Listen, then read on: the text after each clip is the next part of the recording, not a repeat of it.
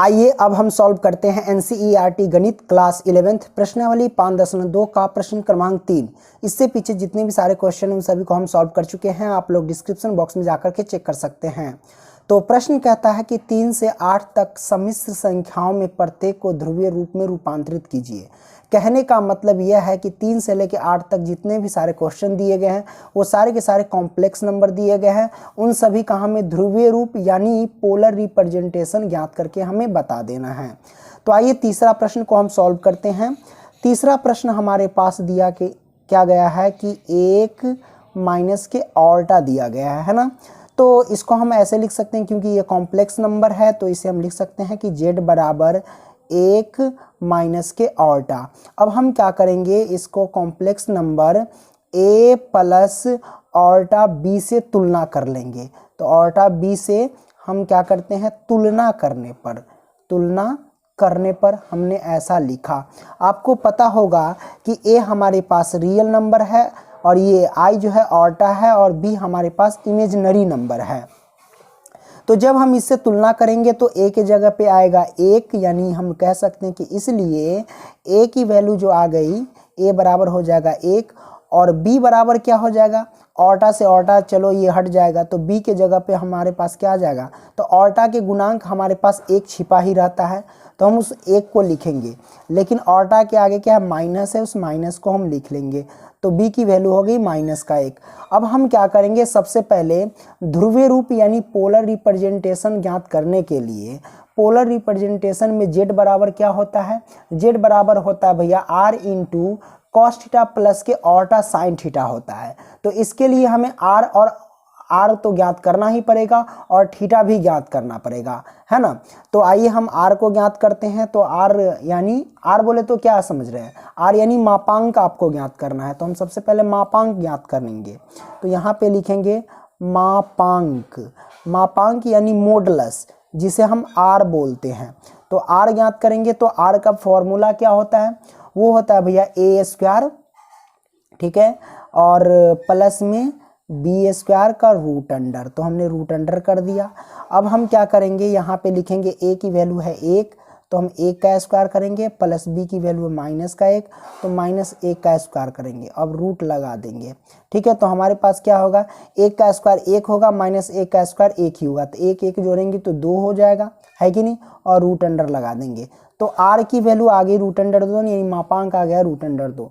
अब हम ज्ञात करेंगे क्या, थीटा यानी कोणांक ज्ञात करेंगे। तो हम लिखते हैं कोणांक, है ना, बोले तो थीटा। तो थीटा बराबर क्या होता है, आपको फॉर्मूला होना चाहिए, ये मतलब पता होना चाहिए। तो वो होता है भैया tan इनवर्स, क्या होता है, tan इनवर्स और b/a का मॉडुलस होता है ना।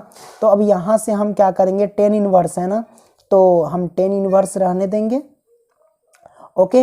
अब यहाँ से हम क्या करते हैं, b की वैल्यू क्या है हमारे पास, b की वैल्यू है -1 तो -1 रखेंगे, और a हमारे पास 1 है तो 1 लिख देंगे, ठीक है। तो ये हमारे पास आ गया। अब यहाँ से हम लिखेंगे क्या, tan इनवर्स, क्या लिखेंगे, tan इनवर्स। और आपको पता होगा कि मॉडुलस जब हटता है तो कोई भी संख्या को प्लस कर देता है, तो ये प्लस में 1 हो जाएगा, है कि नहीं। अब हम सोचेंगे क्या, ये tan इनवर्स तो tan इनवर्स रहेगा, है कि नहीं। अब एक हम देखेंगे कि tan कितना डिग्री का मान होता है एक, तो आप कहेंगे tan 45 डिग्री का मान एक होता है। और 45 डिग्री को क्या लिख सकते हैं, 45 डिग्री को π/4 आप लिख सकते हैं बहुत ही सिंपल तरीके से, क्योंकि पाई का मान 180 डिग्री होता है, 180 में 4 से भाग देंगे तो ये आ जाएगा, है ना, 45 डिग्री। अब यहाँ से हम क्या करेंगे, जैसे इन्वर्स हटता है तो इन्वर्स हटाने के लिए कोई भी संख्या होता है उसको 1 के बट्टे में लिख देते हैं। तो 1 के बट्टे में हम लिख देंगे tan, क्या लिखेंगे, tan लिखेंगे, और गुने में हो जाएगा ये tan π/4 हो जाएगा। tan से tan कैंसिल तो ये π/4 हो गया। थीटा की वैल्यू हम कह सकते हैं कि आ गया हमारे पास π/4, कोई दिक्कत नहीं है, दिक्कत तो ये हमारे पास आ गया। अब हम क्या करेंगे, सबसे पहले अब हम चलेंगे भैया आर्गंड तल पर, क्या चलेंगे, आर्गंड तल पर। तो हम यहाँ से लिखते हैं आर्गंड तल पर, ठीक है, ARGAND, आर्गंड प्लेन कह सकते हो, ठीक है, आर्गंड तल पर। तो आर्गन तल पर क्या करेंगे हम, सबसे पहले इस तरीके से एक फिगर बना लेंगे, ठीक है, यानी क्वाड्रेंट बना लेंगे, चतुर्थांश बना लेंगे, ठीक है। तो अब इसमें आपको पता होगा ये हमारे पास x है, ये x डैश है, यानी इस साइड प्लस वाला, इस साइड माइनस वाला। ऊपर क्या होता है y वाला प्लस का होता है और नीचे क्या होता है y वाला माइनस का होता है ना, क्या होता है माइनस का होता है। अब हम देखेंगे कॉम्प्लेक्स नंबर जो हमारे पास ये दिया गया 1 माइनस के ऑर्टा, तो इसके हमें चिन्ह से मतलब रहता है, पहले आगे क्या छिपा है, प्लस छिपा हुआ है और बाद में क्या ये माइनस है। तो हम देखेंगे प्लस और माइनस किस चतुर्थांश में आता है। तो देखो प्लस और माइनस जो होता है भैया वो फोर्थ यानी चतुर्थ चतुर्थांश में आता है, यानी फोर्थ क्वाड्रेंट में आता है कि नहीं। तो ये फोर्थ क्वाड्रेंट में आया और फोर्थ क्वाड्रेंट में कोणांक बराबर क्या होता है, आपको फॉर्मूला पता होना चाहिए, हमने इंट्रोडक्शन में बताया था कि फोर्थ क्वाड्रेंट में कोणांक बराबर होता है माइनस के थीटा, ये होता है कि नहीं। तो हम यहाँ से हम क्या कर सकते हैं, तो यहाँ से हम लिखेंगे कोणांक बराबर, यहाँ से लिखेंगे कोणांक बराबर, तो कोणांक बराबर होता है माइनस के थीटा। अब ये माइनस तो माइनस, थीटा के स्थान पे हम कितना लिखेंगे, थीटा के स्थान पे π/4 लिख देंगे, तो ये हो जाएगा π/4। तो कोणांक की वैल्यू आ गई माइनस के π/4, है ना। अब हमको निकालना क्या है, हमको तो निकालना है पोलर रिप्रेजेंटेशन, यानी ध्रुवीय रूप हमको ज्ञात करना है ना। तो हम ध्रुवीय रूप ज्ञात कर लेंगे, तो यहाँ से हम लिखते हैं ध्रुवीय रूप बराबर, है ना, इस तरीके से कि ध्रुवीय रूप यानी पोलर रिप्रेजेंटेशन, है ना।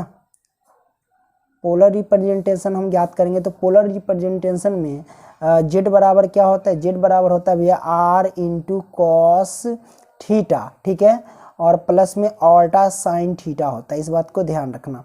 तो ये आ गया। अब यहाँ से हम ज्ञात करेंगे r यानी मापांक, r की वैल्यू हमने कितना निकाला था, तो आप देख सकते हो √2 निकाला था हमने। तो हम क्या करेंगे √2 लिख देंगे, तो हमने लिख दिया √2, है ना। फिर कॉस थीटा, तो हम लिखेंगे कॉस और थीटा, थीटा की वैल्यू क्या है हमारे पास, थीटा की वैल्यू है हमारे पास माइनस के π/4, तो हम लिखेंगे माइनस के π/4, ये थीटा के स्थान पे आ गया, प्लस है तो प्लस, ऑल्टा तो ऑल्टा, ये साइन तो साइन, और थीटा के स्थान पे क्या लिखेंगे माइनस π/4, है ना।